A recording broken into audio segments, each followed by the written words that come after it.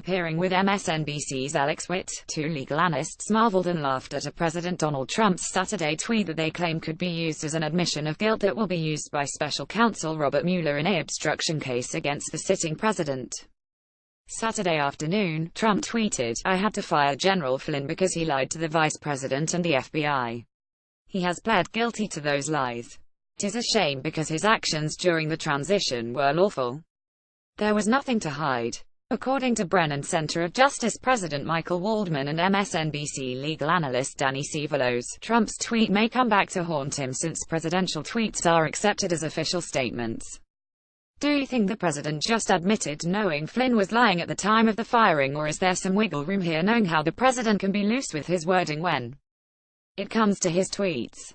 Witt asked before adding, "But if it were true, would that qualify as obstruction?"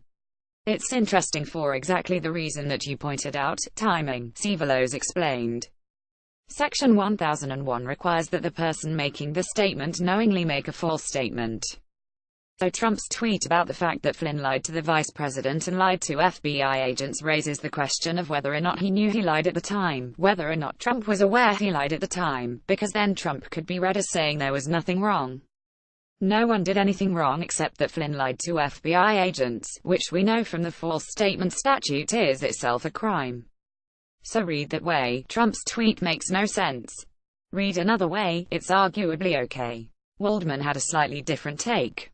"I think Donald Trump is going to regret that Twitter expanded to 280 characters, giving him more room to confess to obstruction of justice in his tweets." Waldman quipped, "Let's look at the big picture. He just said that Michael Flynn lying to the FBI was one of the reasons he fired him. Now broaden the time horizon.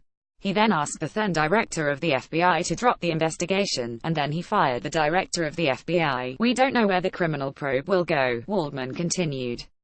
"There are limits to where any criminal investigation can go in terms of all of the facts, but this should put to rest the idea that, hey, this is all fake news. This Russia thing is a setup, as the president has been saying. It really underscores that. We know there was collusion. The question was there criminal acts involved in the collusion of then? And now from the president's own itchy Twitter fingers, we now have of obstruction." So, Danny, at this point you have Flynn, certainly the prosecution's star witness, there's no denying that. Witt pressed. But having pled guilty now, Flynn is admitting he's a liar. So what does that do in terms of his credibility as a witness? Could that in any way be used against him? It absolutely will be used against him, Cevallos answered.